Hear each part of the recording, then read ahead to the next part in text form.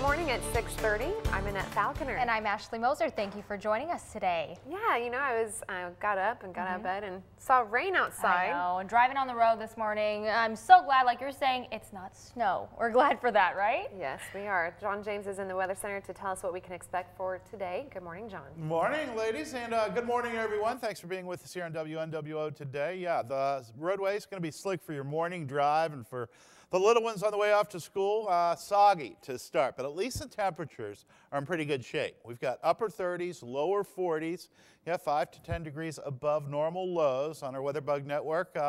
It's going to take a while for the skies to lighten due to some thick cloud cover. Can we look at WeatherBug? Thank you. As you can see, not many waves on the Maumee. The winds are light, but again, the roadways are wet.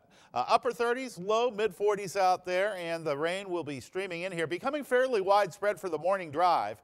And as you can see, most of the rain on the light side, nothing real heavy here, but this is going to stick with us through the day today. It's a flow coming out of the southeast, and likely to see wet roadways on the way home from school and work this afternoon and evening as well. But at least temperatures, they're going to get above normal for a change. We haven't seen that in a while.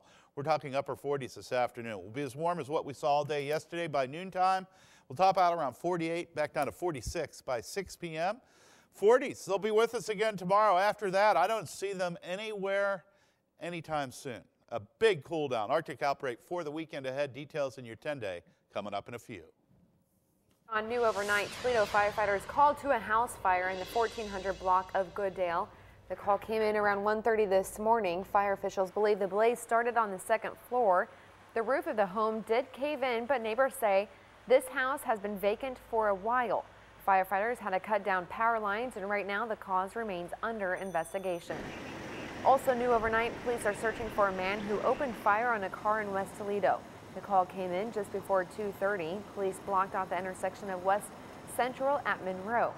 Officers tell us the gunman spotted his ex-girlfriend with another guy, and that's when he opened fire, shooting multiple times at the car they were in. Fortunately, nobody was hurt. New this morning, Perrysburg police putting parents on alert after a young boy was approached by a stranger on Wednesday. It happened after school near the intersection of Fort Meigs and 5 Point Roads. Nick McGill joins us live with more. Nick? Yeah, good morning to you both, ladies. I'm here at the Brookhaven subdivision in Perrysburg, and here is where police say it all went down. They say yesterday at about 4 o'clock in the afternoon, a 10-year-old boy was walking home from school when he was approached by a man in a black SUV. That man asked him to get inside his car so he could take him home. The boy refused and ran away. Now, in this situation, experts say that's actually the most ideal thing to do. And as such, this is a scary ordeal, and as such, we're going to have some tips here for you from the National Crime Prevention Association on what you can do to help keep your child safe. And number one, it's teach children to trust their instincts. Explain that if they ever feel scared or uncomfortable, they should get away as fast as they can and tell an adult they know. Number two, be assertive. Make sure they know that it's okay to say no to an adult and to run away from adults in dangerous situations. Number three, encourage them to travel in groups. The thought being there's safety in numbers, and children are less likely to be approached when in a group. And number four, and perhaps the most important one, if ever in that situation, they need to teach them to drop, holler, and run. Teach your child that if they ever need to get away quickly, they should drop whatever they're carrying, holler, and run. And if possible, run towards another adult that they feel comfortable with. Now, as of this morning, Perrysburg police do not have a suspect in custody, but they are asking you that if you have any information about what happened yesterday, to please give them a call. In Perrysburg, Nick McGill, WNWO Today. Ladies, back to you. Thanks, Nick. A Custer man is behind bars charged with attempted murder after he allegedly shot another man in the back Wednesday. Authorities say 53-year-old Thomas Boyer shot 42-year-old William Morris outside Boyer's home on Defiance Pike. A nearby school was placed on lockdown, but only as a precaution. No word on Morris's condition this morning. New this morning, the Ohio House has approved a measure making broad changes to the state's gun laws. That includes the addition of a stand your ground self-defense rule. That measure passed despite protests from anti-gun groups. Almost 3 years after the Skelton brothers from Morenci went missing, the case is being handed over to a new police agency. The Michigan State Police will now lead the investigation into the boys' disappearance. Their father, John Skelton, is currently serving 10 to 15 years for unlawful imprisonment. The boys haven't been seen since Thanksgiving 2010. He's told so many different stories. Buried in there somewhere is the truth. But he is the key to solving what happened to my sons. Tanya says she has tried to contact the boy's father personally with no reply.